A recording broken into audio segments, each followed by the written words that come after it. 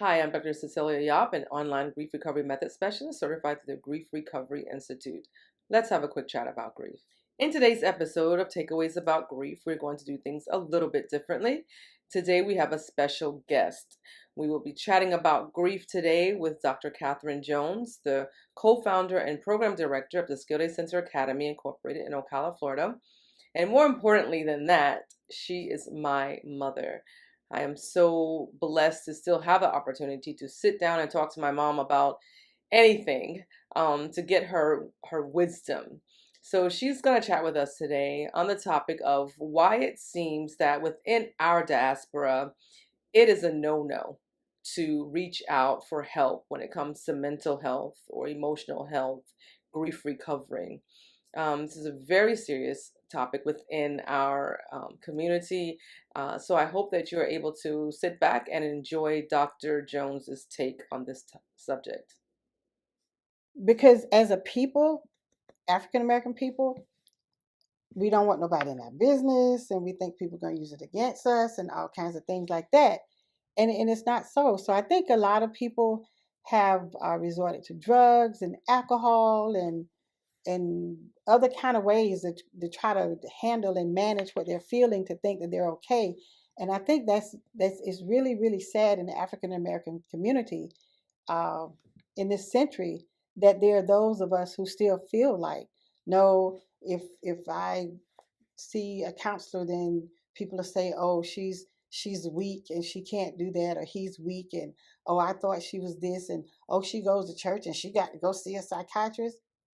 Um, yeah, hmm that's why they're here. That's why they're on the earth. If you need some help, if you need someone to be able to get deep with you with this, make contact with someone, if you know them, that can counsel you, help you get through this. And it doesn't mean that you're weak. It means that you're strong.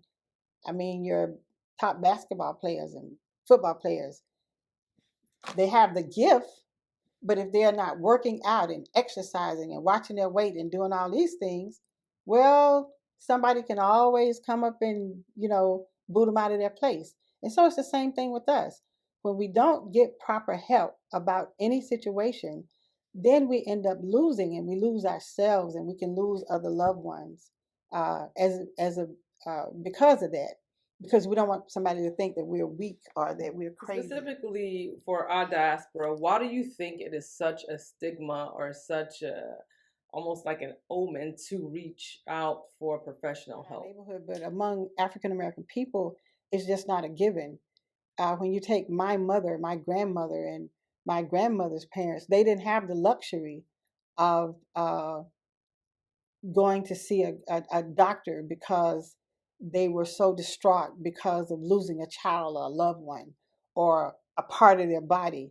You just take it and you handle it. And that's one of the reasons why there's so many people who are alcoholics, and so many people who are drug addicts. And even if it's not drugs that you buy off the street, your doctor is writing prescriptions and you're taking them not for a week, but you're taking them to just help you cope, and they lead to other things.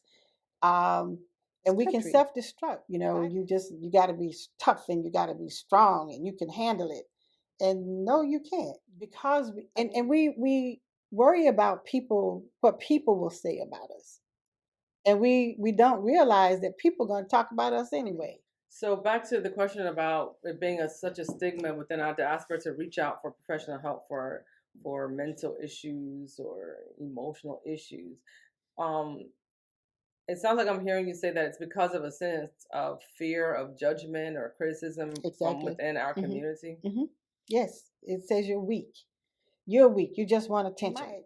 Jesus wept, so if he can cry, I can cry too, over his friend Lazarus. And he was God himself to call Lazarus up, but he still grieved. And people say, people have different kind of explanations as to why Christ cried. But the bottom line is he cried. And if God himself cried, God in the flesh cried, so can I, and so can you or anyone. Thank you for watching. And remember, it is okay to not be okay. But more importantly, it is okay to reach out for help when you need it. Please text me at 813-324-4474 for more information on the grief recovery method or to register for online sessions.